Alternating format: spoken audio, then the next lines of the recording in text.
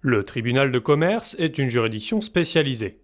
La loi lui a attribué certains litiges liés à l'exercice du commerce. Ces litiges peuvent concerner des commerçants ou des sociétés commerciales. Ainsi, il est compétent pour régler les litiges entre commerçants ou entre sociétés, ou encore entre les associés d'une même société.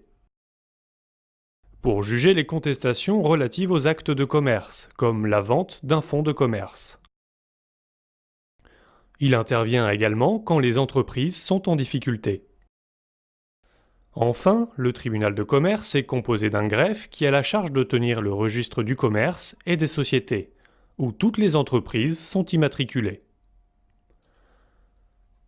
Le tribunal de commerce a une composition particulière. Les juges sont en effet des commerçants élus à cette fonction.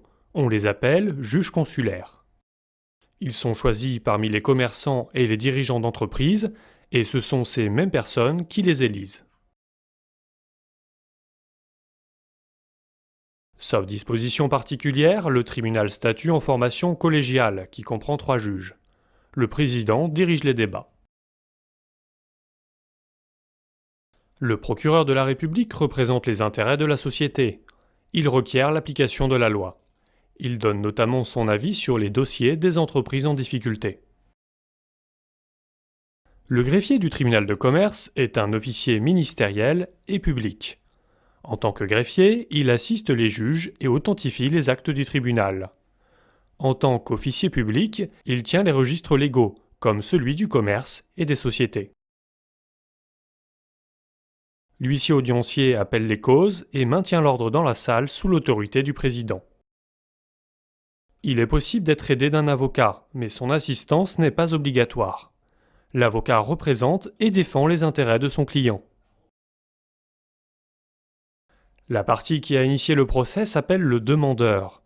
La partie adverse, contre qui les demandes sont dirigées, est le défendeur. Le juge donne raison au demandeur, au défendeur, voire partiellement aux 2 parties. Il évalue également le montant des dommages et intérêts éventuellement accordés à l'une ou l'autre des parties.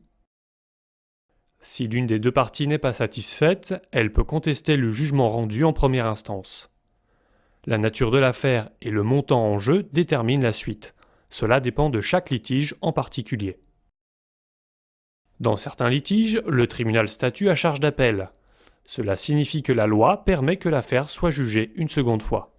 C'est le rôle de la cour d'appel.